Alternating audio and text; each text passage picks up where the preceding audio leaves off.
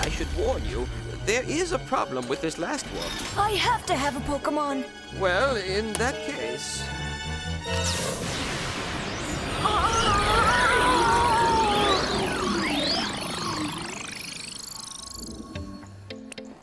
Pikachu. Its name is Pikachu. Oh, it's so cute. It's the best of all. Hello everyone and welcome. Thank you for the intro, Professor and Ash and Pikachu. Today's video we're going to be discussing Rat Cleric in High Roller and the power of Pika. And before we begin, let's talk a little bit about why the Cleric works so well as a solo rat in High Roller. Your sustain, your ability to clear AI, and your ability to safely escape with the treasure. So let's hop right in and talk about the build we should be running on a Cleric, solo, High Roller. This build will work if you're level 1 or if you're level 20, but let's jump in and start talking about perks real quick. The first one you want to take at level 1 is Advanced Healer for +5 magical healing. The second one is Perseverance. The third one is Protection from Evil. And then the last one's kind of a wild card. I like going Blunt Weapon Master here. It just improves your clear speed. Purification is a must. It is your primary damage dealer. And then, of course, we're going to have spells for our sustain. Let's go over those real quick. We're going to take the small heal in position 1. We're going to take Bless in position 2. You're not going to have enough to run all 5 spells. But we're going to take Protection, and we're going to take Sanctuary as our priorities. I like going Holy Light in the 5th slot. You'll probably unlock the knowledge necessary to push it very quickly. And it acts as an additional 100 magic damage attack that you can utilize against, boss undeads, etc. But it only works against undead, and you cannot use it to heal yourself. But you can play around with that slot, try other spells if you'd like. I would encourage you not to take PvP spells here, because once again, the objective of the rat is to avoid PvP, and we're really just looking to get out with treasure. So we're taking a Cleric in with basically no gear, starting gear, and we're loading into High Roller Crypts. This is the place where you want to be. It's mostly undead. That's mostly where your skills are at. We're going to start by self-buffing ourselves with Protection and with Bless, and then we're going to look at clearing PvE content. Now we've got a good spawn here. We've started way on the fringes of the map, outside of the circle, and that's where we live as a rat. That's where we thrive. The Cleric can easily sustain through the storm, which I'm going to demonstrate here. And this basically gives you immunity to all but the rarest kind of PvP encounters. You're not likely to run into a lot of players out here. You can use the power of your Pika. Notice I rounded up most of this room, drug them across the traps, then went towards the clump of where the AI was going to assemble. And then I used my Pika, that's my big attack, the Holy Purification ability, and most of them succumb to that immediately. Now I can kind of loot this at my own leisure, but generally speaking, the loot that you're going to get off of mobs is trash in comparison to the loot that you're going to be getting out of chests. So your emphasis should be to focus on areas that have a high density of chests, particularly lion's heads. If you have lockpicks, you can go for golden chests, but large chests in particular. And you're really just looking to loot anything that's blue or purple. It can be well rolled, in which case you'll want to sell it to players, but otherwise you can sell it to merchants for quite a lot of gold, as you'll see here. I think on these 2 runs that we run together, we make about 800 gold in 2 runs. That's about 12, maybe 15 minutes of total game time. And this can be extrapolated to serious gold per hour. 5-6 grand an hour is possible if you're lucky enough with your spawns and you're good enough at avoiding PvP encounters. So this room is essentially clear. We've got the circle closing in on us pretty quickly, but that doesn't matter. We are going to loot these boxes and see what we got. We're going to prioritize blue drops and purple drops over green drops, but in the interim I'm going to be picking up the occasional green item. It doesn't matter right now. We'll drop it later if we fill up. So our primary tools for surviving the storm. Campfires are okay, but they aren't really necessary, and I don't advise when you're starting out to really put any money into your kit. Think of it as disposable, and buying a 20 gold campfire every time you run really isn't required. 1, you're going to find them. 2, You don't really need them with the current rate of spell memory regeneration. The fact is that just with your base kit, just with the base spells, you're going to be able to survive in the storm, no problem. So let's walk through this a little bit. Out of the corner of my eye, I see Warlock stuff flying through the room. Okay, well, we know there's a Warlock operating down there in that corner. Probably the second best class at ratting in the storm is Warlock. They require some magical healing to be able to pull this off. Not a bad rat class. Now, with the changes that Patch 2 brought us, a lot of different classes can rat, but very few of them have the kind of sustain capable of doing it the way the Cleric can do it. And so I remain a huge fan of the Rat Cleric. For longtime viewers, you know that this has been my kind of preferred moneymaker since, I guess playtest 3. And the Cleric just really excels at this playstyle. Now, you may be coming in fresh, you may not be as familiar with the game mechanics and the maps, and this playstyle does require a solid foundation in the fundamentals of the game, and it certainly rewards good map knowledge, particularly with the 2.0 release of the static extracts. There's two things you want to play around as a rat, the first of which are shrines. And here we have spawned adjacent to a full health shrine, which is extremely good. Now I just heard somebody come in the door above me, so I'm going to be quiet. Rats are quiet, they're hard to find. I'm just going to hang out down here. That guy is also by himself, and he doesn't want to be in the storm any longer than he needs to be, so I'm just going to let him run through. As you saw right before he came into the room, I cast a Sanctuary, which allowed me to recover about 50% of my health, and then I just hit myself with one small heal. The game that you're playing here in the storm and sustaining as a Cleric is about keeping your spells on rotation. And this means making sure that you have one cooldown burned at any given time, so that when you sit to recover your spells, you're getting the maximum efficiency. I want to be recovering a Sanctuary at the same time I'm recovering a minor heal. Okay, so all these boxes are looted. There's two things I'm playing around right now on this map. I know where I've spawned, I'm out in the storm, I like all of these things. I have a health shrine above me, and I have a static extract, which I've just been able to peek, kind of in the northeast corner of my current mini-map. So there was one archer up there, I used the Pika to pull him down. Yeah, he doesn't have anything. Like I said, looting boxes is really your priority here. And I'm going to go ahead and top up this shrine. Good. And now we're going to have a quick sit. I'm regenerating spells and evaluating where to go next. I've got an inventory. It's got some crap in it, but it's got some good stuff in it too. Feeling pretty good about my positioning now. There are options available to you. As the Cleric, you can go down to Inferno and make a lot of money. The PvE is significantly harder. You need to take advantage of all the cheese spots, you need to have a lot of map knowledge, and you have to get lucky with your circle. Even if you're very experienced and you go down to level 2, if you get a bad circle, which is to say you spawn like kind of opposite of where it's going to close, the Cleric by itself doesn't really have enough clear speed to get through all the PvE you've got to get through to be able to successfully make it to where the portals are going to spawn at the end of the Inferno phase. So you gamble when you go down. Yeah, you can make a lot of money, but you might also get a really bad circle, in which case you're probably going to die to PvE because you can't clear fast enough.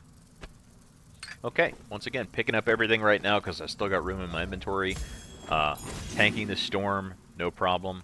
I put a fire here because I saw that Warlock run. He's running towards where I want to be, and so I need options. This fire isn't strictly necessary, but I found it earlier. Might as well take advantage of it. I'm going to get some health back. I'm going to get some spells back. Fires are super cheap. 20 gold in this economy isn't really anything. If you're ratting as anyone and you're struggling, just buy more fires. Doesn't really matter what your class is. You lose time. You're trading time for sustain. And for a lot of classes, that's a big win. If you're talking about level 1. Level 2, not so much. Now, one of the great things about Pika is that it works in a sphere around the Cleric in a very, large radius. So you are quite capable of simply peeking through doors and through walls to kill what you need to kill. So it's extremely safe. I know I've got a skeletal archer on the other side of that wall, and I want to be managing my cooldowns once again. I want to make sure Pika's on cooldown all the time, right? It's my defining ability here as a solo cleric in High Roller. So I want to make sure it is on cooldown nonstop. I use it before I sit down to regenerate spells.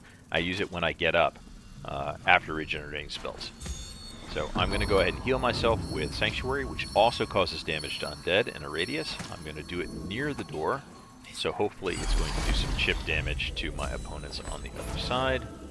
And before I go through any door, I am going to make sure I am both blessed and protected, just to make sure that I'm not walking into danger unprepared. The cooldowns, the recharge rate on Bless and Protection is super fast, so don't worry about using them. Use them all the time, and lo and behold, we have cleared over here. There is a static extract just waiting for us, and we walk out with what we've got. Not a tremendous haul, but a very easy, a very safe haul, and looks like we made 139 adventure points. I don't care a lot about that on the Rat Cleric. If you do care about adventure points, know that you're going to kind of break even somewhere in the green to blue ranking. If you care about that, then going in ungeared solo into a 3-man instance is probably not a great idea. But regardless, we got a good haul. We're going to clear about 500 gold when all is said and done. In many cases, I will use my inventory slots, the gear that I could be wearing, as extra storage. So you will see me selling the things I was wearing, because frankly, they weren't really that great anyway. I'm just muling them out on my body for extra carrying capacity. So all of this goes. Yeah, so if you're working on quests, this is a great way to do it. If you are inventory constrained, like I'm sure a majority of the player base is at this point, this is a great way to unlock the gold necessary to buy your second and third stash tab. Highly recommend that you just kind of prioritize the first one on all classes, but if you're going to have a dedicated farming character like I have here in this cleric, then I really recommend you open both. It's a 13,000 gold investment, which is just a huge, insane quality of life increase.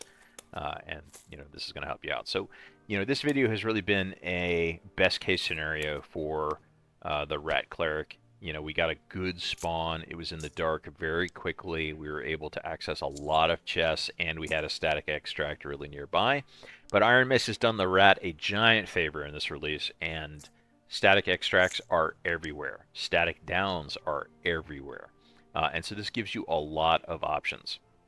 The kind of nightmare scenario for this playstyle, the worst case scenario, is when we spawn very central to the circle, where we begin the map very close to other players, maybe 3-man teams, who are just going to roll over us and take all of our cheese.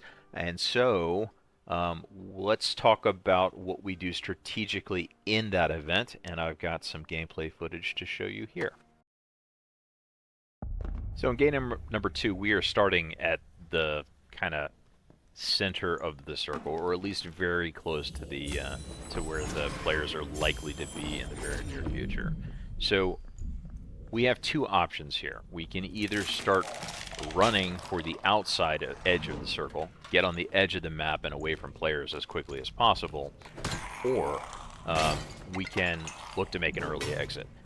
Until you're a lot more comfortable with this playstyle, I would recommend the early exit option, because, covering a lot of ground very quickly is a great way to get overwhelmed by AI or to encounter other players. And I can't stress this enough, if you're coming into Rat with little or no gear, then when you see other players, you need to run, okay? If you can't hide, then run. And the objective is to put as much PvE between you and them as possible. As many AI mobs between you and your pursuer as possible, so that you can get into the storm where you will be relatively safe. And I know for a lot of players, they get really anxious when they're in the storm. This is a great way to kind of rid yourself of that anxiety because this playstyle will teach you really a lot about how to play in the storm. It will reduce the kind of stress you have for being in the storm on any character, and you'll really come to realize how little damage and how little danger you're actually in by being in the storm. It is not a big deal. The Cleric manages it really well, but we're going to be focusing here on an early extraction while playing around this protection shrine and hitting as many boxes as we can find before we extract. So, we know that there is a static extract. If you look on the mini-map here, you will see that there's a static extract to the northeast. That's our first plan. We're going to be using that as a waypoint after we pick up a sufficient amount of loot, after we get enough treasure to justify our extraction. We're going to be beelining right for there and getting out, hopefully before a 3-man team comes rolling through this section of the map. We kind of are out of the way a little bit, but I really don't advise you spend a lot of time central to the circle. As a rat, you're just going to have to be sneakier. There's going to be more downtime. You're going to have to, run silent and sit in corners. It's neither exciting gameplay to play firsthand, nor is it exciting to watch. So we're going to open what boxes we may, and then head directly towards that extraction. Your options are basically, once again, to run to the exteriors of the circle and set up out there to do your farming, or have a plan for an early extraction, and in this case, we're focused on the early extraction. Now we're picking up blue items, we're picking up purple items. As we find them, we are dropping green items, because those only sell for 5 gold per slot. The blue items sell for 8 gold per slot. The epic items sell for 12 gold per slot. And so that's kind of the framework by which we're making decisions of what to pick up here. Treasure items are always welcome. Gear that will sell to players is always welcome. But, more often than not, you take what you find and you get out safely. So here I've gone into this room. I know it's got 3 chests. I open with a Pika, takes out the Death Skull, and it draws the attention of these 2 skeletons. I then heal myself using a Sanctuary. I delayed healing myself until I could use Sanctuary for dual purpose. The first is to heal me, the second is to do additional chip damage to these skeletons. And then I am waiting for my Pika to come back up while regenerating the spells that I've used so far. This allows you to keep basically Bless and Protection fully charged and ready to go with 5 charges each at all times. It'll keep your minor heals, which work on yourself, good to go, and it will keep your sanctuaries kind of regenerating in the background.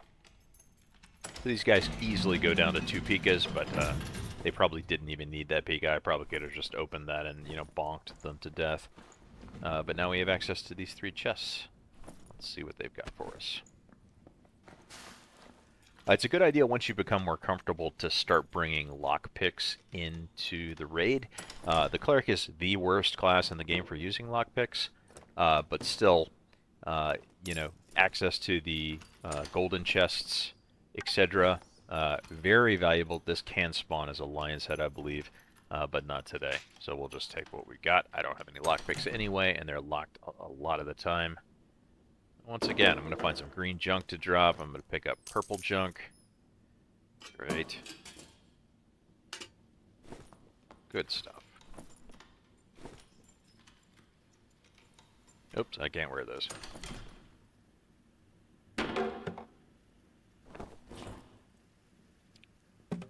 Alright, you might have heard off in the distance, I just heard a skeleton die. It might have been a trap or it might have been a player, but regardless, my inventory is looking kind of fullish. Let's go head over there towards that extract and see if it's unlocked yet. It generally is. Almost all solo extracts will be open at this point in the game. You'll see we're about halfway through with the match. Most peripheral blue extracts are open at this point. The reds will open in a few more minutes. But yeah, I definitely hear somebody else in our AO, and so we want to have an exit plan. I should have cast Protection and Bless here, as you should always do when going into an unknown area on the Cleric, but doesn't matter, this is open, and we're out. So another 500, 600 gold cleared in just a few minutes. you guys can see the value of this playstyle for making money. It will also be extremely educational for you from a limit testing perspective, from a comfort level in operating in the storm, to more general skills around avoiding other players and PvP when it's not to your advantage. And in this playstyle, as the solo rat cleric in High Roller, it is never going to be in your advantage to engage in PvP. You can kind of roll the dice a little bit with this build. If you see other rats, either clerics or rogues or warlocks, operating in your area, and you think you can take them, by all means, go for it. Do a little bit of limit testing. But generally speaking, the rat strategy is one of avoiding PvP confrontation while prioritizing getting out with the money. This is a fast, low effort, low skill option to accumulate a great deal of wealth, whether or not you're going to use that on your cleric or whether or not you're going to get a buddy to alley-oop these funds over to another character that you can then use to buy gear. This playstyle is available really to every class in the game, just cleric does it so much better than anyone else. I think even OnePeg did a video the other day talking about how effective the High Roller Rat Cleric is, and I'm here to prove him right. Guys, if you liked this video, please like and subscribe. It helps me a ton. But regardless, I wish you good fortune in your ratting to come.